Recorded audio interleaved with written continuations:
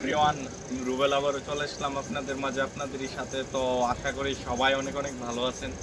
আমি আলহামদুলিল্লাহ খুবই ভালো আছি আপনাদের দোয়ায়।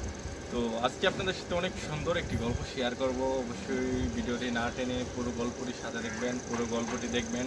আশা করি আপনাদের অনেক অনেক ভালো লাগবে আজকের গল্পটি হচ্ছে বাড়ি যাওয়ার পথে রাস্তায় প্রথম দেখা তার সাথে। আমি যখন চাকরি করি, চাকরিগত অবস্থায় আমাদের ঈদের ছুটি হয়। ঈদের বেশ কিছুদিন আগেই বাড়িতে চলে যাই।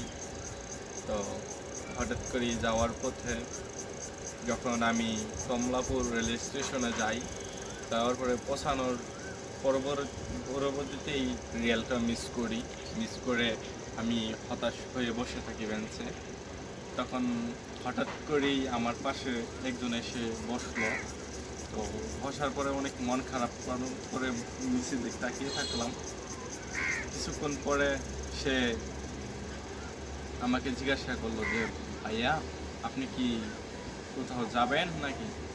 তখন আমি গাড়িটা ঘুরিয়ে দেখি যে একটি মেয়ে অনেক সুন্দর নীল একটি ড্রেস পরে সে বেঞ্চে এসে বসে আমাকে জিজ্ঞাসা করেছে। তখন অজান্তেই সেই খারাপ মনটা ভালো হয়ে গেল তার সাথে। তখন আমি বললাম যে, জি, আমি কুমিল্লা যাব। তো কুমিল্লা যাওয়ার জন্যই এখানে রেল মিস করেছি। তখন সেও মুচকি হাসি দিয়ে বললো একই কথা, যে জি, আমিও তো ভাই কুমিল্লাই যাব, আমিও তো মিস করে ফেললাম, বের হতে আমার অনেক লেট হয়ে গেল, জ্যামে পড়েছিলাম। তো এভাবে ওর সাথে আমার কথা হয়। তারপর আস্তে আস্তে একে অপরের নাম জিজ্ঞাসা করি। তখন আমি তাকে জিজ্ঞাসা করি যে আপনার নাম? তখন সে বলে আমার নাম মরিয়ম।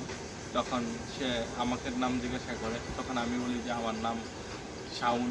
তখন বলার পরবর্তীতে তখন সে বলে যে এখন কি করবেন, এখন কিভাবে যাবেন?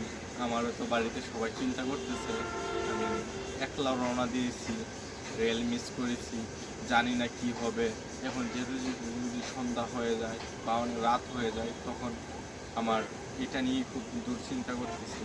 তখন আমি একটু তাকে সাহস দিয়ে বললাম যে টেনশন করিয়েন না, আমি আছি না, দেখি চলেন দুজনে মিলে কী করা যায়। তখন এই কথা বলে আমি তাকে পরবর্তীতে তখন আমি তাকে নিয়ে একটি সিএনজি স্টেশনে যাওয়ার পরে সিএনজি ওরা খুব অনেক বেশি টাকা চাই, যে আপনারা নিয়ে যেতে পারবো, কমপক্ষে 3,000 টাকা লাগবে। তখন বললাম 3,000 টাকা যদি লাগে তখন কেমনে কী করবো, টাকা পয়সা নেই। তখন এই জিনিসটা ভেবে তখন অনেকটাই খারাপ লাগে। তখন পরবর্তীতে তখন আমার কাছে যা টাকা আসলো তখন তো তার সামনে আর ছুট হওয়া যাবে না। সেও দেখি সম্ভবত এখানে কলেজে পড়াশোনা করে ঢাকাতে, সেও বোর্ডিং থেকে সে বাড়িতে যাইতেছে। তার কাছে তো কোনো টাকা নাই, সে কোনো চাকরি করে না। তখন আমরা ঠিক আছে, তখন তাকে নিয়ে আমরা চলে যাই, সহি সালামতে বাড়িতে পৌঁছানোর পরবর্তীতে তখন সে মুচকি হাসি দিয়ে তখন বললো যে আচ্ছা আপনার নাম্বারটা দেওয়া যাবে। তখন সে আমার নাম্বারটা রেখে দেয়, কন্ট্যাক্ট নাম্বার।